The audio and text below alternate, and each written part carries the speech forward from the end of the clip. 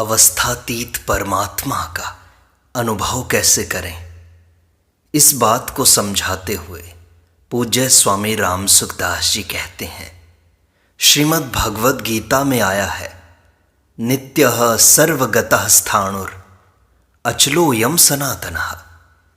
यह सत्य तत्व नित्य रहने वाला, सब में परिपूर्ण, अचल, स्थिर स्वभाव वाला और अनादि है। जैसे गंगा जी निरंतर बहती रहती हैं, पर जिसके ऊपर बहती हैं वह आधारशिला ज्यों की त्यों स्थिर रहती है। गंगा जी का जल कभी स्वच्छ होता है, कभी मटमैला होता है, कभी जल कम होता है, कभी बाढ़ आ जाती है, कभी जल गर्म होता है, कभी ठंडा हो जाता है, कभी तेज प्रवाह के कारण जल आवाज करने लगता है, कभी शांत हो जाता है, परंतु आधारशिला ज्यों की त्यों रहती है, उसमें कोई भी फर्क नहीं पड़ता। इसी तरह कभी जल में मछलियां आ जाती हैं, कभी सर्प आदि जंतु आ जाते हैं, कभी लकड़ी के सिलपट तैरते हुए आ जाते हैं, कभी पुष्प बहते हैं, कभी कूड़ा कचरा आ जाता है, कभी मैला आ जाता है, कभी गोबर आ जाता है, कभी तो कोई मुर्दा बहता हुआ आ जाता है, कभी कोई जीवित व्यक्ति तैरता हुआ आ जाता है। ये सब तो आकर चले जाते हैं, पर आधारशिला ज्यों की त्यों अचल रहती है। ऐसे ही संपूर्ण अवस्थाएं, परिस्थितियां, घटनाएं, क्रियाएं आदि निरंतर बह रही हैं, पर उन सब का आधार स्वयं सत्य तत्व परमात्म तत्व ज्यों का त्यों अचल रहता है। परिवर्तन अवस्थाओं आदि में होता है, तत्व में कभी नहीं होता। वास्तव में अवस्थाओं की स्वतंत्र सत्ता ही नहीं है, कारण कि जिसका कभी कहीं भी अभाव होता है उसका सदा सब जगह ही अभाव होता है, और वह असत होता है। ना सतो विद्यते भावः। जिसका कभी कहीं भी अभाव नहीं होता उसका सदा सब जगह ही भाव होता है, और वह सत होता है। ना भावो विद्यते सतः। अवस्थाओं में सत्ता का अभाव है और स्वयं में परिवर्तन क्रिया का अभाव है। अज्ञान के कारण मनुष्य को स्वयं की सत्ता अवस्थाओं में दिखाई देती है और अवस्थाओं का परिवर्तन स्वयं में दिखाई देता है। अतः अवस्थाओं की सत्ता मानना भी भ्रम अर्थात मिथ्या है, और स्वयं में परिवर्तन मानना भी भ्रम है। अवस्था में स्वयं को देखना भी भ्रम है, और स्वयं में अवस्था को देखना भी भ्रम है। तत्वबोध होने पर यह भ्रम नहीं रहता। अगर हम अवस्थाओं में होते और अवस्थाएं हमारे में होती तो हम एक अवस्था में ही रहते, दूसरी अवस्था में जा सकते ही नहीं। एक अवस्था को छोड़कर दूसरी अवस्था में वही जा सकता है जो अवस्थाओं से अलग है। यह हमारा प्रत्यक्ष अनुभव भी है कि कोई भी अवस्था निरंतर नहीं रहती, पर हम स्वयं निरंतर रहते हैं। जैसे जागृत, स्वप्न, सुषुप्ति, समाधि और मूर्छा, ये 5 अवस्थाएं हैं।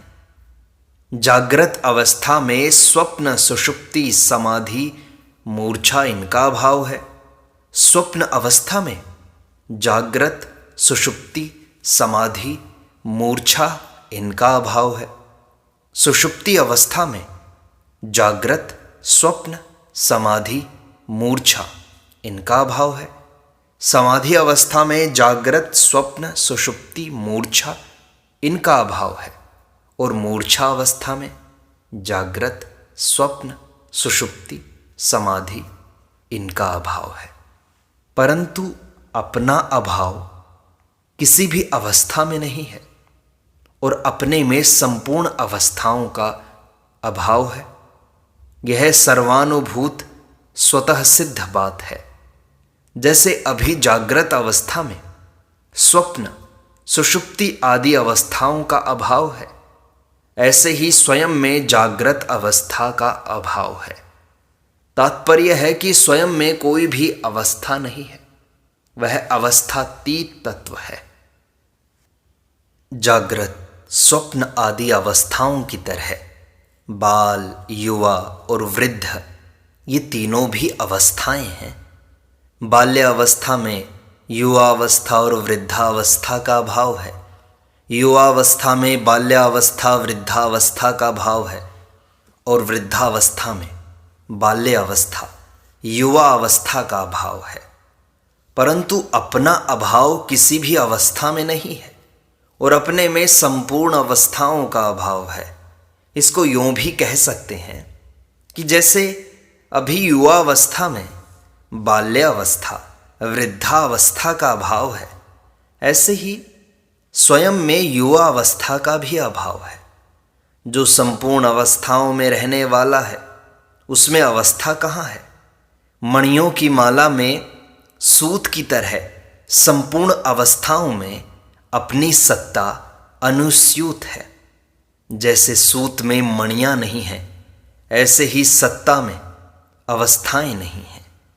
जैसे उपर्युक्त अवस्थाएं शरीर में होती हैं, ऐसे ही उत्पत्ति, स्थिति और प्रलय ये तीन अवस्थाएं संसार में होती हैं। उत्पत्ति अवस्था में स्थिति और प्रलय का अभाव है, स्थिति अवस्था में उत्पत्ति और प्रलय का अभाव है, तथा प्रलय अवस्था में उत्पत्ति और स्थिति का अभाव है। परंतु परमात्म तत्व का अभाव किसी भी अवस्था में कभी नहीं है, और परमात्म तत्व में संपूर्ण अवस्थाओं का सदा अभाव है। व्यष्टि शरीर में स्वयं की सत्ता है और समष्टि शरीर में परमात्म तत्व की सत्ता है। व्यष्टि शरीर में स्वयं की सत्ता है और समष्टि संसार में परमात्म तत्व की सत्ता है। व्यष्टि और समष्टि का भेद भी कल्पित है तथा स्वयं और परमात्म तत्व का भेद भी कल्पित है। धनवत्ता, निर्धनता, विद्वत्ता, मूर्खता, सरोगता, निरोगता, अनुकूलता, प्रतिकूलता इत्यादि सब अवस्थाएं हैं। धनवत्ता के समय निर्धनता का अभाव है और निर्धनता के समय धनवत्ता का अभाव है, परंतु स्वयं का अभाव दोनों ही अवस्थाओं में नहीं है और स्वयं में दोनों ही अवस्थाओं का अभाव है। इसको यूं भी कह सकते हैं कि धन को सत्ता और महत्ता देने से ही धनवत्ता और निर्धनता है। अगर धन को सत्ता और महत्ता न दें तो न धनवत्ता है न निर्धनता है। विद्वत्ता में मूर्खता का अभाव है और मूर्खता में विद्वत्ता का अभाव है। जैसे विद्वत्ता में मूर्खता का अभाव है, ऐसे ही स्वयं में विद्वत्ता का भी अभाव है, और जैसे मूर्खता में विद्वत्ता का अभाव है, ऐसे ही स्वयं में मूर्खता का भी अभाव है। विद्या को सत्ता और महत्ता देने से ही विद्वत्ता और मूर्खता का भान होता है। अगर विद्या को सत्ता और महत्ता न दें तो न विद्वत्ता है न मूर्खता है। विद्वत्ता और मूर्खता दोनों सापेक्ष अवस्थाएं हैं। निरपेक्ष सत्ता स्वयं में न विद्वत्ता है न मूर्खता। रोग अवस्था में निरोगता का अभाव है और निरोग अवस्था में रोग का अभाव है, परंतु स्वयं का अभाव दोनों ही अवस्थाओं में नहीं है और स्वयं में दोनों ही अवस्थाओं का अभाव है। अगर स्वयं दोनों अवस्थाओं में होता तो अवस्था के बदलने पर स्वयं भी बदल जाता और अवस्था के बदलने का ज्ञान भी स्वयं को नहीं होता। अगर स्वयं में दोनों अवस्थाएं होती तो अवस्था का भेद नहीं होता और अवस्था का अभाव भी नहीं होता, तथा एक ही अवस्था निरंतर रहती परंतु अवस्थाओं के बदलने का अनुभव तो सबको होता है, पर अपने बदलने का अनुभव कभी किसी को हुआ नहीं, होगा नहीं, है नहीं और हो सकता नहीं। अनुकूलता के समय प्रतिकूलता नहीं है और प्रतिकूलता के समय अनुकूलता नहीं है, परंतु जिसको इन दोनों अवस्थाओं का ज्ञान है उस स्वयं में न अनुकूलता है न प्रतिकूलता। अनुकूलता की अपेक्षा प्रतिकूलता है और प्रतिकूलता की अपेक्षा अनुकूलता है। निरपेक्ष सत्ता स्वयं में न अनुकूलता है न प्रतिकूलता। बंधन अवस्था में मुक्ति का अभाव है और मुक्त अवस्था में बंधन का अभाव है। जैसे बंधन अवस्था में मुक्ति नहीं है, ऐसे ही स्वयं में बंधन अवस्था भी नहीं है, और जैसे मुक्त अवस्था में बंधन नहीं है, ऐसे ही स्वयं में मुक्त अवस्था भी नहीं है। बंधन की अपेक्षा मुक्ति है और मुक्ति की अपेक्षा बंधन है। अपेक्षा न हो तो स्वयं में न बंधन है न मुक्ति। इसी तरह सुख दुख, हर्ष शोक, मान अपमान, निंदा प्रशंसा आदि भी अवस्थाएं हैं, पर जो इन अवस्थाओं को जानने वाला है उसमें ये अवस्थाएं नहीं हैं। जैसे सूक्ष्म दृष्टि से देखें तो प्यास और जल दोनों में कोई फर्क नहीं है। प्यास लगने पर जल का चिंतन होता है और जिसका चिंतन होता है उसके साथ संबंध होता है। जब जल पीते हैं तब प्यास शांत हो जाती है। अतः प्यास और जल दोनों में जातीय एकता, सजातीयता है। जल की इच्छा ही प्यास है, जल का अभाव प्यास नहीं है। ऐसे ही धन की इच्छा ही निर्धनता है, धन का अभाव निर्धनता नहीं है। जैसे कुत्ते के पास धन का अभाव है पर वह निर्धन नहीं कहलाता। विरक्त त्यागी पुरुष को कोई निर्धन नहीं कहता। तात्पर्य है कि जैसे प्यास और जल एक है, ऐसे ही धनवत्ता और निर्धनता, विद्वत्ता और मूर्खता आदि भी एक हैं, क्योंकि दोनों ही सापेक्ष अवस्थाएं हैं। अतः पहले मैं निर्धन था, अब मैं धनवान हूँ। पहले मैं मूर्ख था, अब मैं विद्वान हूँ। यह केवल अवस्था का परिवर्तन है, परंतु स्वयं तो अवस्थातीत है। ऐसे ही मनुष्य स्वर्ग में जाता है अथवा ब्रह्मलोक में जाता है तो यह केवल अवस्था का परिवर्तन है। वास्तव में प्यास की जितनी सत्ता है उतनी जल की सत्ता नहीं है, कारण कि प्यास से जल के साथ संबंध जुड़ता है और प्यास मिटने से जल के साथ संबंध विच्छेद होता है। ऐसे ही संसार की इच्छा से संसार के साथ संबंध जुड़ता है और परमात्मा की इच्छा से परमात्मा के साथ संबंध जुड़ता है। संसार की प्राप्ति होने पर संसार की इच्छा मिटती नहीं, अपितु बढ़ती जाती है, क्योंकि संसार की स्वतंत्र सत्ता नहीं है। परंतु परमात्मा की प्राप्ति होने पर परमात्मा की इच्छा पूर्ण हो जाती है, क्योंकि परमात्मा की नित्य सत्ता है। तात्पर्य है कि संसार की प्राप्ति होने पर भी कमी की पूर्ति नहीं होती, अपितु कमी बढ़ती है।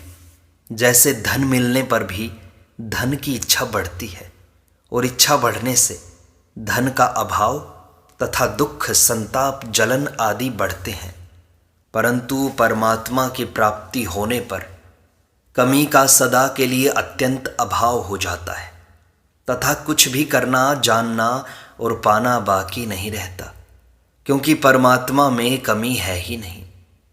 अगर हम अवस्थाओं की सत्ता को स्वीकार करें तो अवस्थाओं की अनित्यता तथा अनेकता और अपनी नित्य तथा एक सत्ता अनुभव में आती है।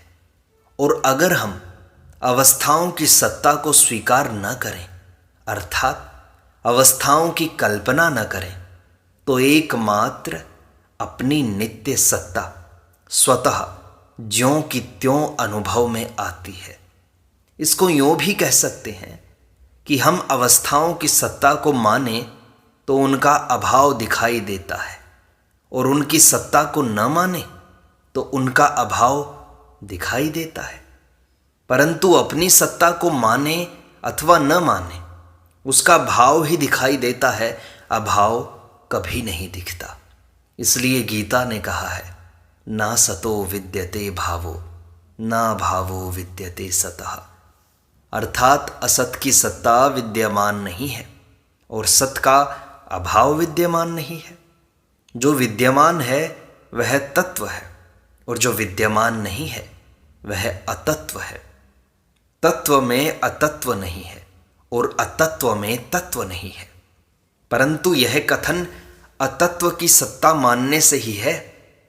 अवस्थाओं की सत्ता स्वीकार करके अपने को अवस्था में और अवस्था को अपने में मानने से संसार में प्रवृत्ति और निवृत्ति होती है। उस प्रवृत्ति और निवृत्ति को लेकर अपने में कर्तृत्व दिखाई देता है, और उसके फल को लेकर अपने में भोक्तृत्व दिखाई देता है। अगर अवस्थाओं की सत्ता स्वीकार न करें तो अपने में अकर्तृत्व और अभोक्तृत्व का, अर्थात वास्तविक एवं निरपेक्ष निर्विकारता का अनुभव स्वतः हो जाता है। जब साधक वर्तमान में नैव किंचित करोमि, मैं स्वयं कुछ भी नहीं करता हूँ, इस प्रकार स्वयं को अकर्ता अनुभव करने लगता है, तब उसके सामने एक बड़ी समस्या आती है। जब उसको भूतकाल में किए हुए अच्छे कर्मों की याद आती है, तब वह सुखी हो जाता है कि मैंने बहुत अच्छा काम किया, बहुत ठीक किया। और जब उसको निषिद्ध कर्मों की याद आती है, तब वह दुखी हो जाता है कि मैंने बहुत बुरा काम किया, बहुत गलती की।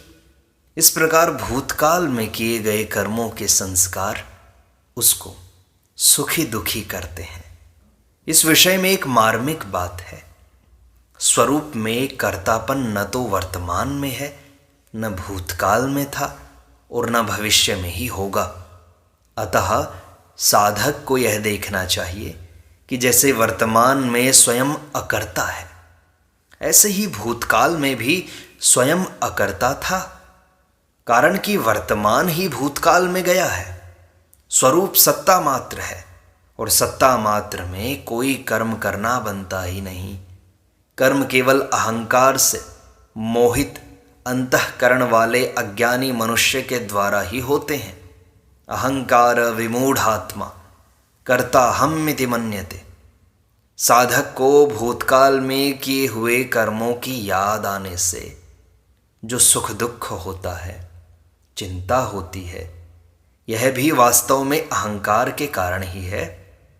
वर्तमान में अहंकार विमूढ़ आत्मा होकर, अर्थात अहंकार के साथ अपना संबंध मानकर ही साधक सुखी दुखी होता है। स्थूल दृष्टि से देखें तो जैसे अभी भूतकाल का अभाव है, ऐसे ही भूतकाल में किए गए कर्मों का अभी प्रत्यक्ष अभाव है। अतः भूतकाल के अभाव को भाव रूप से देखना, भूतकाल की घटनाओं को सत्ता देकर राजी नाराज होना बिल्कुल गलती की बात है। सूक्ष्म दृष्टि से देखा जाए तो जैसे भूतकाल में वर्तमान का अभाव था, ऐसे ही भूतकाल का भी अभाव था।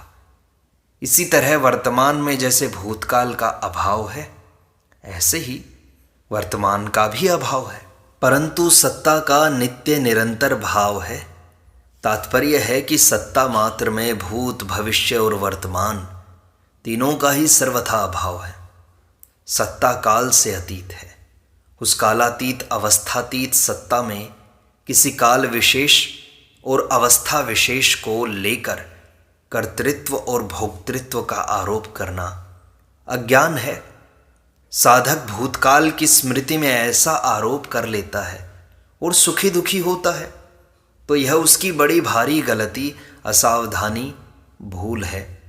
कारण कि यह अहंकार विमूढ़ आत्मा की स्मृति है, सत्ता तत्व की नहीं। स्वयं सत्ता मात्र तथा बोध स्वरूप है। बोध का अनादर करने से हमने असत को स्वीकार किया और असत को स्वीकार करने से अविवेक हुआ। तात्पर्य है कि बोध से विमुख होकर हमने असत को सत्ता दी है और असत को सत्ता देने से विवेक का अनादर हुआ। वास्तव में बोध का अनादर किया नहीं है, अपितु अनादर है। अगर ऐसा माने कि हमने बोध का अनादर किया तो उससे सिद्ध होगा कि पहले बोध का आदर था, अब अनादर हो गया। परंतु बोध एक ही बार होता है और सदा के लिए होता है। यज्ञात्वा न पुनर्मोहम एवं यास्यसि पांडव। अतः बोध का अनादर किया नहीं, अपितु यह अनादि और शांत है। विवेक का आदर करने से, उसको महत्व देने से अविवेक मिट जाता है और बोध की स्मृति प्राप्त हो जाती है। नष्टो मोहः स्मृतिर्लब्धा। अपनी सत्ता ज्यों की त्यों रहती है। उस सत्ता में स्थिति ही तत्वज्ञान है, बोध है। और उस सत्ता के साथ कुछ न कुछ मिला लेना ही अज्ञान है। अपनी सत्ता में अहम नहीं है, परंतु उसमें अहम को मिला लेने से अहम की सत्ता दिखाई देने लगती है और अपनी स्वतः सिद्ध सत्ता का अभाव दिखाई देने लगता है, अर्थात उससे विमुखता हो जाती है। अहम के कारण ही जीव है, अगर अहम न हो तो जीव है ही नहीं, प्रत्युत केवल ब्रह्म ही है। बूंद तो समुद्र में मिली हुई ही है, केवल मान्यता के कारण वह समुद्र से अलग दिखाई देती है। वास्तव में एक जल तत्व की ही सत्ता है। जल तत्व में न बूंद है न समुद्र। स्वयं के अभाव का अनुभव किसी को कभी भी नहीं होता, पर संसार के अभाव का अनुभव सबको होता है। वास्तव में अभाव रूप का ही अभाव होता है और अनुभव रूप का ही अनुभव होता है। कूड़ा करकट भी नहीं है, झाड़ू भी नहीं है, और झाड़ू से कूड़ा करकट दूर करके मकान को साफ करने का उद्योग भी नहीं है, केवल मकान ही है। इसी तरह न संसार है, न करण है, और न संसार को हटाने का उद्योग है, साधन है। केवल सत्ता मात्र है। सत्ता है कि सिवाय और सब कुछ माना हुआ है। जिसने अहंकार के साथ तादात्म्य माना है, वह जीव ही पाप पुण्य का कर्ता तथा उसके फल का भोक्ता बनता है। जीव ही सुखी और दुखी होता है। जीव ही बंधन में पड़ता है और मुक्त होता है। परंतु सत्ता स्वरूप स्वयं न कर्ता बनता है, न भोक्ता, न सुखी होता है, न दुखी, न बंधता है, न मुक्त होता है। अहंकार को सत्ता न दे तो न अहंकार है, न जीव है। दृश्य को सत्ता न दे तो न दृश्य है, न दृष्टा। सत्ता स्वरूप तत्व स्वतः ज्यों का त्यों है। उसमें न अनुभविता है, न अनुभव है, न अनुभाव्य ही है, न ज्ञाता है, न ज्ञान है, न ज्ञेय ही है, अपितु त्रिपुटी रहित, अवस्थातीत, अनुभव मात्र, ज्ञान मात्र है। इस प्रकार सत्संग का यह भाग संपूर्णता को प्राप्त होता है। शेष अगले अंक में।